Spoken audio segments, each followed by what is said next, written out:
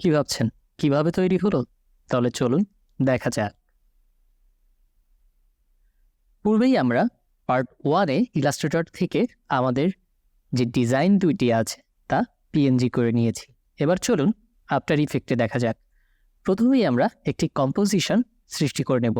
তার জন্য আমরা চলে যাব কম্পোজিশনে, সেখান থেকে নিউ কম্পোজিশন এবং কিবোর্ড থেকে Ctrl+N প্রেস করলে আপনারা ঠিক এইভাবে একটি ডায়লগ বক্স পাবেন, যেখানে আপনার প্রয়োজন অনুযায়ী আপনি আপনার রেজুলেশন এবং ভিডিও ফরম্যাটটি সেট করে নেবেন।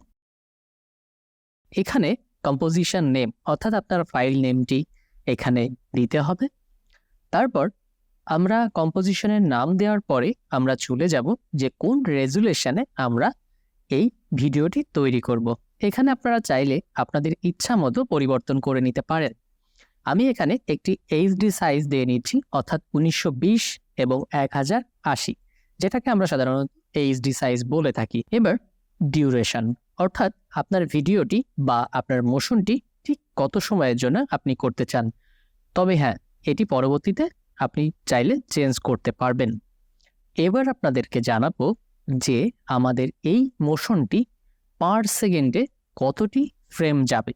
দেখুন, আমরা এখানে 29.97 নিয়েছি, অর্থাৎ পার সেকেন্ডে 29.97টি ইমেজ চেঞ্জ হতে থাকবে। এবার আমরা আমাদের প্রজেক্ট প্যানেলে ডাবল ক্লিক করব।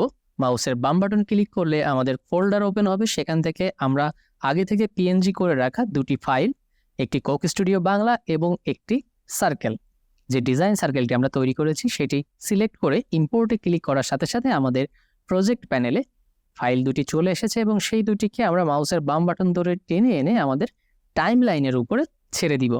দেখুন, চলে এসেছে।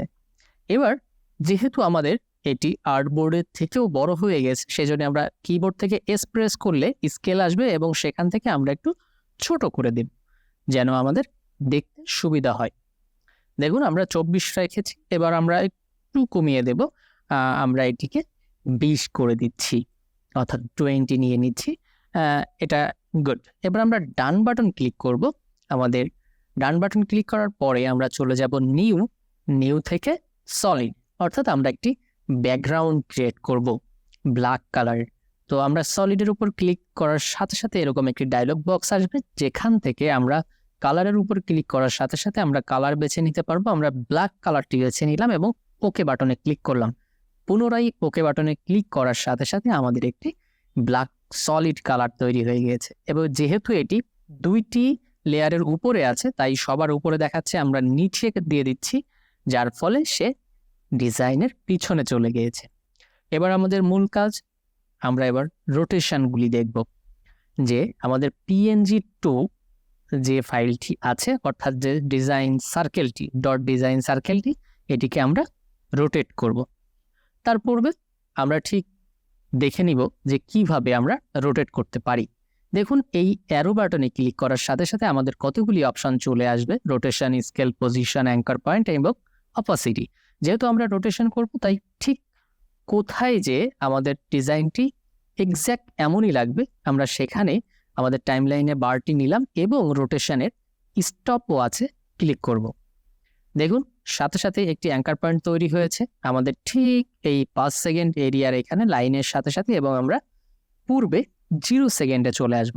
এসে এখানে একটু মাইনাসে যাব, অর্থাৎ এটিকে রোটেট করে দেব। তার মানে 0 সেকেন্ডে ঠিক এই জায়গা থাকবে এবং 5 সেকেন্ডে তারা ওইখানে যাবে। এবার আমি দুইটা অ্যাঙ্কার পয়েন্ট সিলেক্ট করে ডান বাটন ক্লিক করে কি ফ্রেম অ্যাসিস্ট্যান্ট এবং ইজি ইজ করে দিলাম, যেন এটি আরও স্মুথলি রোটেট হয়। এবার আমরা কিবোর্ড থেকে স্পেস বার ক্লিক করার সাথে সাথে চালু হবে। দেখেন, আমাদের মোশনটি রেডি। ঠিক একইভাবে আপনারা যদি আরও সময় ধরে চান, তাহলে আপনাদের অ্যাঙ্কার পয়েন্টগুলোকে আরও একটু দূরত্বে বসাতে হবে। দেখুন, আমি 5 সেকেন্ডে রেখেছিলাম, এইবার আমি এটিকে আরেকটু বাড়িয়ে দিচ্ছি 10 সেকেন্ড। তাহলে কি হবে, আরও ধীরে ধীরে করে এটি রোটেট হতে থাকবে। অর্থাৎ 5 সেকেন্ডে যে পরিমাণ রোটেশন ছিল, তার থেকে আরও স্লোলি এটি রোটেট হতে থাকবে। এটি ছিল আজ আমাদের মোশন ক্লাস। অর্থাৎ এই মুহূর্তে আমরা আফটার ইফেক্টে রোটেশন কিভাবে করতে হয় ঠিক যেভাবে শিখে নিলাম, একই সাথে আমরা দেখে নিলাম যে কোক স্টুডিও বাংলার মোশনটি কিভাবে তৈরি হয়েছে এবং কত সহজে। এমনই নতুন কিছু নিয়ে আবারও উপস্থিত হচ্ছি আপনাদের সামনে। তত সময় আমাদের সঙ্গেই থাকুন।